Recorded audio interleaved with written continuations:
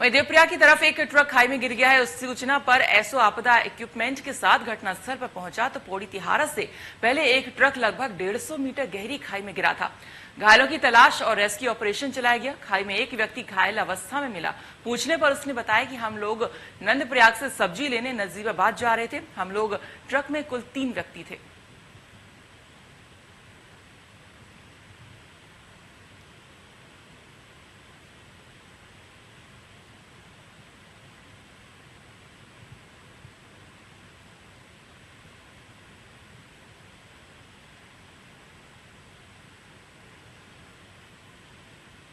Truck है जो खाई में यहाँ पे गिर गया है। लगभग 150 मीटर गहरी खाई में ट्रक जाके गिरा है। इसमें एक युवक घायल अवस्था में मिला है। बताया जा रहा है कि इसमें कुल 3 युवक थे।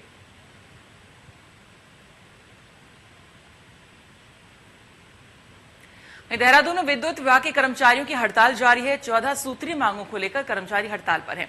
हड़ताल से बिजली की सप्लाई पर प्रभाव पड़ सकता है। हड़ताल से आम लोगों की मुश्किलें भी बढ़ सकती हैं।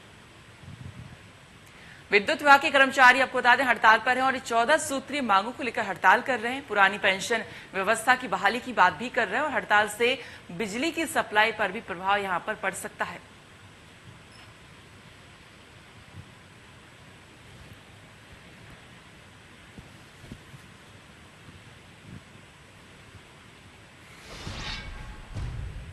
पौड़ी के मंडल मुख्यालय के कारगिल विजय दिवस मनाया गया। जिलाधिकारी पौड़ी और नगर पालिका अध्यक्ष ने वीर सैनिकों को श्रद्धांजलि दी।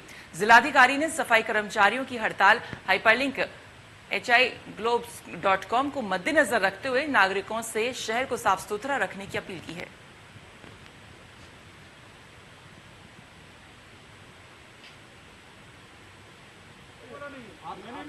आप मेरे लघु जनता के लिए डीएम साहब यहाँ से गुजरते हैं, ये साफ कर दे। मोहल्लों में कूड़ा क्यों नहीं डीएम साहब साफ करा रहे हैं? परसों आपने मुझे फोन किया, एक मिनट आप जनप्रतिनिधि कोई समझ आई मेरी ड्यूटी, आप मुझे मेरी ड्यूटी में समझाइए। आपका मैं कर्मचारी नहीं हूँ, आप मेरी ट्रेनिंग है। आप मेरे लघु जनता के लिए डीएम साहब यहाँ से गुजरते हैं, ये साफ कर दे। मोहल्लों में कूड़ा क्यों नहीं? उत्तराखंड में अगले 5 दिन मौसम को लेकर उत्तराखंड मौसम विज्ञान केंद्र ने अलर्ट जारी किया है। 26 और 27 को जहां रेड अलर्ट जारी किया गया है, वहीं 28, 29, 30 तारीख को ऑरेंज अलर्ट जारी किया है। मौसम केंद्र देहरादून के निदेशक डॉक्टर विक्रम सिंह ने कहा कि पहाड़ों में भारी बारिश के दौरान भूस्खलन और सड़कें बाधित होने की दिक्कतें हो सकती हैं। वहीं निचले स्थानों पर रहने वाले लोगों को बरसाती नदियों से सतर्क रहने की जरूरत है। नदियों का जलस्तर बढ़ने से निचले स्थानों पर जल भराव की दिक्कतें हो सकती हैं।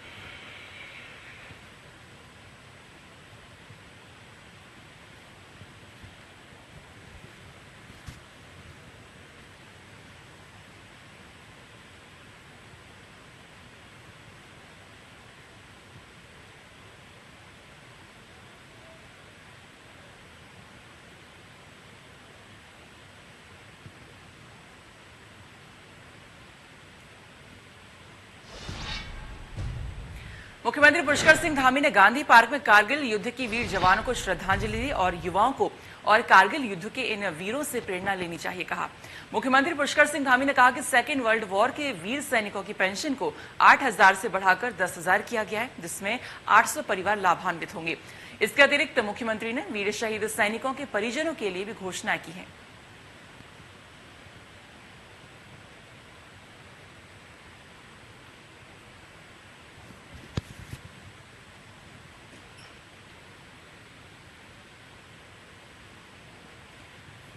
यहाँ पे तस्वीर आप देख रहे हैं कि कारगिल विजय दिवस के मौके पर सीएम ने शहीदों को याद किया और पेंशन बढ़ा दी।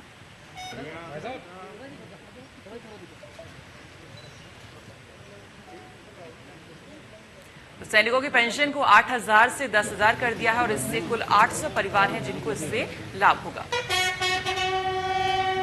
देखिए, आपदा को लेकर हमने सभी जिलाधिकारियों को, सभी जिले के आपदा प्रबंधन के अधिकारियों को पूरी तरह से अलर्ट रहने को कह दिया। ग्रेड पे का जो प्रकरण है उस पर जब से मैंने मुख्यमंत्री पद की शपथ ली है, सबसे पहले कोई मामला हम लोगों ने बिना किसी कहे, पुलिस के जो हमारे जवान हैं उनके बिना किसी कहे, क्योंकि शपथ लेने के सीधे जो हमारी पहली कैबिनेट हुई थी 2 घंटे के अंदर, उस कैबिनेट में हमने उसकी मंत्रिमंडल की उप समिति बनाई है और उप समिति जो है उस पर काम कर रही है। बहुत जल्दी जो है वो रिपोर्ट देगी। हम लोग उस पर रास्ता निकालने के लिए स्वयं आगे आए हैं। तो मैं समझता हूँ कि पुलिस के जवान भी हमारे भाई हैं, उनको भी हमारी भावना को समझना चाहिए। उत्तराखंड कांग्रेस संगठन में हुए बदलाव के बाद प्रीतम सिंह नेता प्रतिपक्ष के तौर पर आज विधानसभा में जाकर कार्यभार संभाल लिया है और इस दौरान पार्टी के कई वरिष्ठ नेता समेत विधायक मौजूद रहे। नेता प्रतिपक्ष के तौर पर प्रीतम सिंह ने प्रेस कॉन्फ्रेंस करते हुए राष्ट्रीय नेतृत्व का धन्यवाद किया। नेता प्रतिपक्ष ने कहा कि 2022 में कांग्रेस पूर्ण बहुमत के साथ सरकार बनाने जा रही है। इसके साथ ही प्रीतम सिंह ने मौजूदा सरकार पर भी जमकर हमला बोला।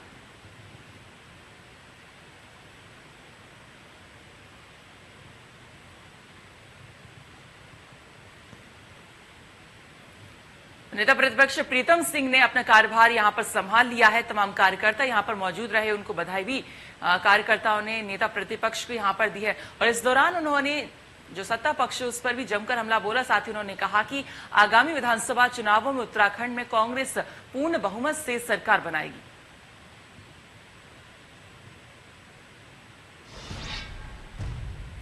मसूरी में भारतीय जनता पार्टी की मसूरी मंडल की कार्यसमिति की बैठक का कार्यक्रम के मुख्य अतिथि संजीव सैनी और मुख्य मसूरी प्रभारी संजीव व्यास के द्वारा संयुक्त रूप से दीप प्रज्वलित करके शुभारंभ किया गया। मसूरी बीजेपी मंडल अध्यक्ष मोहन पेटवाल के द्वारा कार्यक्रम के मुख्य वक्ताओं का फूल मालाएं और शॉल भेंट कर स्वागत किया गया। इस मौके पर आगामी 2022 के चुनाव को लेकर भी रणनीति बनाई गई है। तो 2022 के चुनाव को लेकर बातचीत यहां पर हुई है, रणनीति यहां पर बनाई गई है। बीजेपी की कार्य समिति की बैठक का यहां पर शुभारंभ हुआ। आगामी चुनावों को लेकर काफी कुछ यहां पर चर्चा हुई है और रणनीति बनाई गई है। खुद संजीव सैनी ने इस बता दें कि कार्यक्रम का यहां पर शुभारंभ किया था।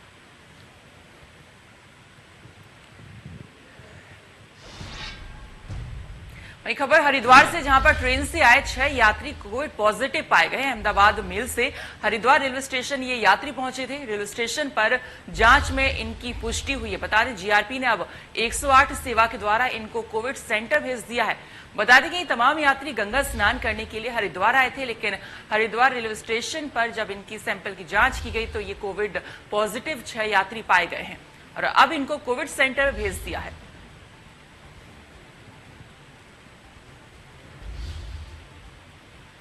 ये बताया जा रहा है ये जो 6 यात्री हैं गंगा स्नान के लिए हरिद्वार आए थे। हरिद्वार रेलवे स्टेशन पर जब इनका कोविड टेस्ट किया गया तो पॉजिटिव पाए गए और इसके बाद अब इन 6 यात्रियों को कोविड सेंटर भेज दिया है।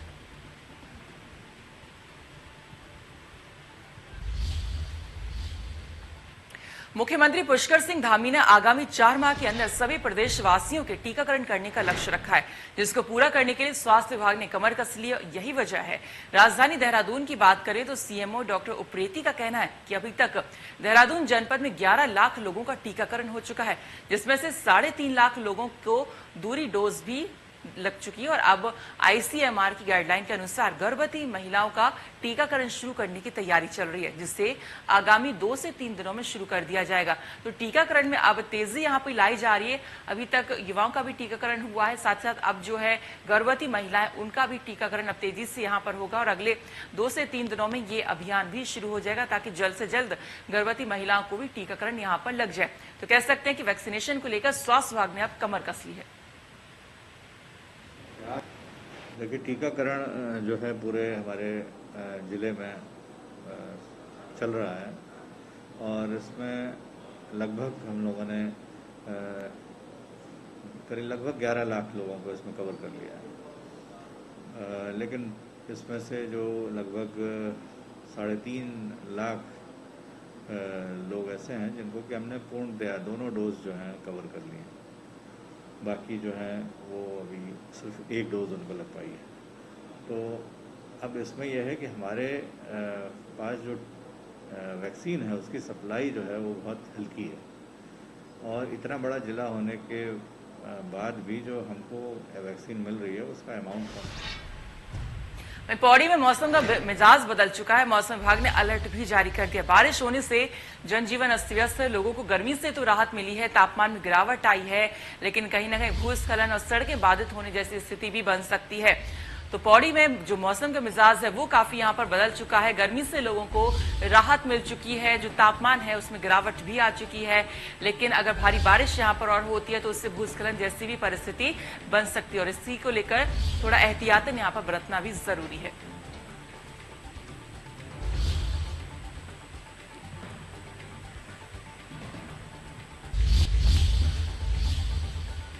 हरिद्वार में सुबह से लगातार बारिश हो रही है और लोगों को गर्मी से निजात मिल गया है, लेकिन दूसरी तरफ स्थानीय निवासियों की मुसीबत भी बढ़ गई है। हर साल की तरह इस बार भी निगम प्रशासन का दावा झूठा साबित हो रहा है। एक और सभी ड्रेनेज सिस्टम न होने की वजह से पानी सड़कों पर बह रहा है, तो दूसरी ओर लोग खुद दुकान की तरफ आ रहे पानी को निकालने के लिए मजबूर हैं।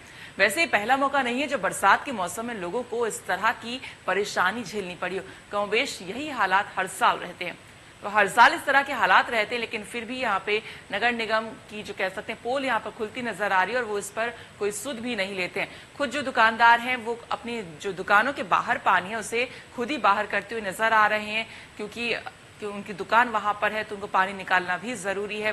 मंदिर है, आप देख सकते हैं यहाँ पर, इसके बाहर भी किस तरह से पानी यहाँ पर जमा हो गया है। जल निकासी की कोई व्यवस्था यहाँ पर नहीं है, तो लगातार बारिश से सड़कों का हाल बेहाल यहाँ पर हो रहा है, जिससे नगर पालिका की भी पोल यहाँ पर खुलती नजर आ रही है और जो लोग हैं वो मजबूरन खुद ही पानी निकालने को मजबूर हैं। उत्तराखंड में लगातार हो रही मानसूनी बारिश ने जहां नदियों का जलस्तर बढ़ा दिया है, तो वहीं आए दिन कोई ना कोई अप्रिय घटना देखने को मिल रही है, जिसके चलते कोटद्वार की मलनी नदी में एक युवक डूब गया। सूचना के बाद मौके पर पहुंची पुलिस और एसडीआरएफ की टीम राहत बचाव कार्य में जुटी, लेकिन अंधेरा और मौसम खराब होने की वजह से युवक के शव की तलाश नहीं हो पाई है। वहीं दिन निकलते ही एसडीआरएफ की टीम फिर युवक की तलाश करने नदी में उतरी और कई घंटों की मशक्कत करने के बाद युवक के शव को नदी से बाहर निकाला गया। तो नदी का जलस्तर लगातार बढ़ रहा है भारी बारिश की वजह से, जिससे जो पर्यटक भी यहाँ पर आ रहे हैं वो नदियों में डूब जा रहे हैं और नदी में गिरने से बताया जा रहा है कि यहाँ पर एक युवक की मौत हो गई है। रेस्क्यू करके उसे बाहर निकाला गया है।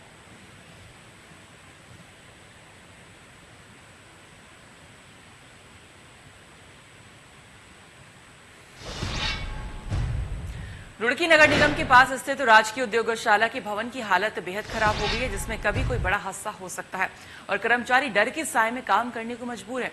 वहीं जिम्मेदार अधिकारियों का बजट का रोना रोकर अपना पल्ला झाड़ रहे हैं। बता दें कि नगर निगम रुड़की के सामने स्थित राजकीय उद्योगशाला के भवन की हालत बस से बदतर हो गई है।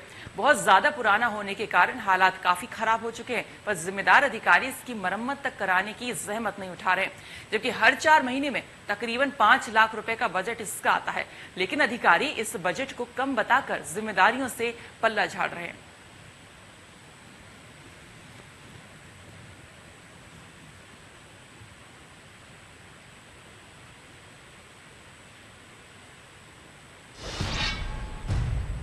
रुड़की की मंगलौर कोतवाली क्षेत्र निवासी एक युवक ने पुलिस पर कार्रवाई न करने का आरोप लगाते हुए प्रेस कॉन्फ्रेंस कर न्याय की गुहार लगाई है। दरअसल 2 मई को पीड़ित व्यक्ति की नाबालिग बेटी की मौत हो गई थी, जिसमें उच्चाधिकारियों के आदेश के बाद पड़ोस के ही युवक पर हत्या, बलात्कार और पोक्सो की गंभीर धाराओं में मुकदमा दर्ज हो गया था। पर आरोपी की 2 महीने से ज्यादा समय बीत जाने के बाद भी अभी तक गिरफ्तारी नहीं हो पाई है।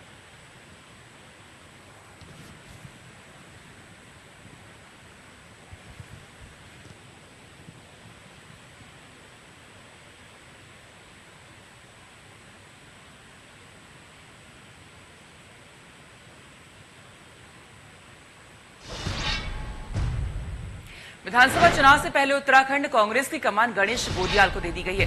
गणेश गोदियाल ने इंडिया न्यूज से बातचीत की, क्या कुछ उन्होंने कहा, आइए सुनाते हैं।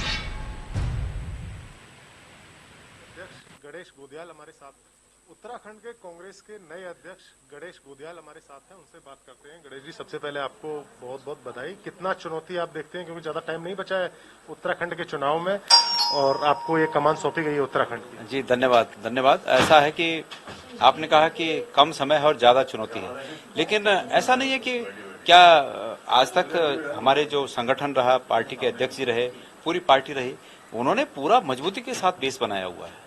तो ऐसा नहीं है कि अब कम समय है, समय पूरा 5 साल जो निकल गया, 4.5 साल, वो भी समय था और उसमें भी मजबूती के साथ पार्टी का काम हुआ है। तो ये बात नहीं है कि कोई मैं 5 महीने पहले आकर कुछ मुझे और ज्यादा नया काम करना है। निश्चित रूप में मुझे और मेहनत के साथ काम करना है, ये बात सत्य है और मैं इसको स्वीकार करता हूं कि मुझे मेहनत के साथ काम करना है, लेकिन एक बने बनाए प्लेटफॉर्म पे, एक मजबूत प्लेटफॉर्म पे मैं पार्टी को आगे ले जा सकूंगा, मेरा ऐसा विश्वास है। बीजेपी ने मुख्यमंत्री बदल दिए, 2 बार मुख्यमंत्री बदले और अब पुष्कर धामी सीएम है, यानी उन्हीं के चेहरे के साथ बीजेपी चुनाव में जा रही है। आपकी पार्टी का चेहरा कौन है? मैं उम्मीद करता हूं कि भारतीय जनता पार्टी इस बात को पब्लिकली कहेगी कि आने वाली जो सरकार अगर बन पाई चुनाव के बाद, अगर उनकी सरकार बनी तो वो धामी जी को दोबारा मुख्यमंत्री बनाएंगे, ऐसा बीजेपी पब्लिकली कहे तो अच्छी बात है। जहां तक हमारी बात है, मैंने पहले ही कई मौकों पर इस बात को दोहरा चुका हूं कि हमारी पहली प्राथमिकता भारतीय जनता पार्टी के इस कुशासन को उत्तराखंड से हटाने की पहली प्राथमिकता है। हम उस पर काम कर रहे हैं। चेहरे की बात है, आज नेता प्रतिपक्ष के रूप में प्रीतम सिंह जी चेहरा है, कैंपेनिंग कमेटी का चेहरा हरीश रावत जी है, तो सबका मिलाकर चेहरा कांग्रेस का चेहरा है, सबका मिलाकर कांग्रेस का चेहरा है। तो हम कांग्रेस के चेहरे पर चुनाव लड़ रहे हैं और इस कांग्रेस का चेहरा वो चेहरा है कि जो 10 साल की सरकारों में जनता ने जिसको अच्छी तरह से परखा हुआ है, तो एक परखा हुआ चेहरे के साथ हम चुनाव में जा रहे हैं और मैं उम्मीद करता हूं कि हम निश्चित रूप में इस कांग्रेस के 10 साल के परखे हुए चेहरे के साथ चुनाव में जाकर भारतीय जनता पार्टी को पस्त करेंगे। यानी चेहरे को लेकर कोई जो पार्टी के भीतर कोई गुटबाजी नहीं है, एक कॉमन जो आप बोल रहे हैं परखा हुआ कांग्रेस का चेहरा, ऐसा नहीं जैसे हरीश रावत चेहरा है या प्रीतम सिंह को कोई परेशानी है उनसे। देखिए, ऐसा है कि इंदिरा जी के बहुत ही दुखद देहांत के बाद हम ऐसी उम्मीद नहीं करते थे, लेकिन परमेश्वर की इच्छा के खिलाफ हम मानव कुछ नहीं कर सकते हैं। हमें बहुत दुख हुआ उनके देहांत का, लेकिन उनके देहांत के बाद जो परिस्थितियां बनी उसमें ये हुआ कि कुछ बदलाव करने की आवश्यकता है। तो सबने हाईकमान की बात मानी ना, पार्टी के वरिष्ठ नेताओं की बात मानी ना, तो आगे भी ऐसी बात होगी। बहुत बहुत शुक्रिया आपसे बात करने का। तो ये थे कांग्रेस पार्टी के अध्यक्ष उत्तराखंड के गणेश गोदियाल। Sumit Kumar Dubey, India News, Delhi. सावन का महीना शुरू हो चुका है, लेकिन कांवड़ियों के लिए हरिद्वार जिले के सभी बॉर्डरों को सील किया गया है। वहीं रुड़की के नारसन बॉर्डर और मंडावन बॉर्डर पर सुरक्षा के लिहाज से पुलिस ने चाक चौबंद व्यवस्था की है ताकि कोई भी कांवड़िया हरिद्वार में प्रवेश न कर सके। हालांकि पुलिस प्रशासन पहले बॉर्डर और बाहरी राज्यों में कांवड़ यात्रा को स्थगित करने के लिए अनाउंसमेंट और बैनर पोस्टर लगा रखे हैं। फिलहाल बॉर्डर पर फोर्स तैनात की गई है और कांवड़ियों को हरिद्वार प्रतिबंध किया गया है। पुलिस ने सख्त हिदायत देते हुए कहा है कि यदि कोई भी कांवड़िए नियमों का उल्लंघन करते हुए पकड़ा गया तो उसके खिलाफ कार्रवाई होगी।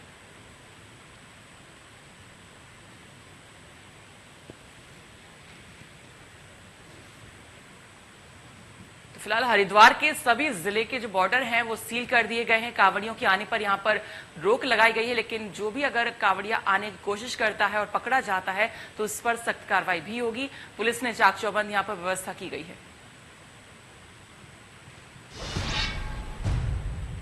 बड़ी खबर इस वक्त की, उत्तराखंड की भारी बारिश का रेड अलर्ट यहां पर जारी किया गया। उत्तराखंड में मौसम विभाग ने यह अलर्ट जारी किया है। 26 और 27 जुलाई को भारी बारिश का रेड अलर्ट है। भारी बारिश का 5 जिलों के लिए रेड अलर्ट यहां पर जारी किया गया, जिनमें से पिथौरागढ़, बागेश्वर, नैनीताल, इन जगहों पर। साथ ही मैदानी इलाकों की बात करें तो देहरादून में भी रेड अलर्ट यहां पर जारी किया गया है। साथ ही पौड़ी में भी रेड अलर्ट जारी है। पौड़ी का मौसम भी वहां पर बदल रहा है, बारिश भी वहां पर हो रही है। मौसम विभाग के जो दावे हैं वो सही साबित यहां पर हो रहे हैं। इन 5 जिलों में लगातार बारिश भी होनी शुरू हो गई है।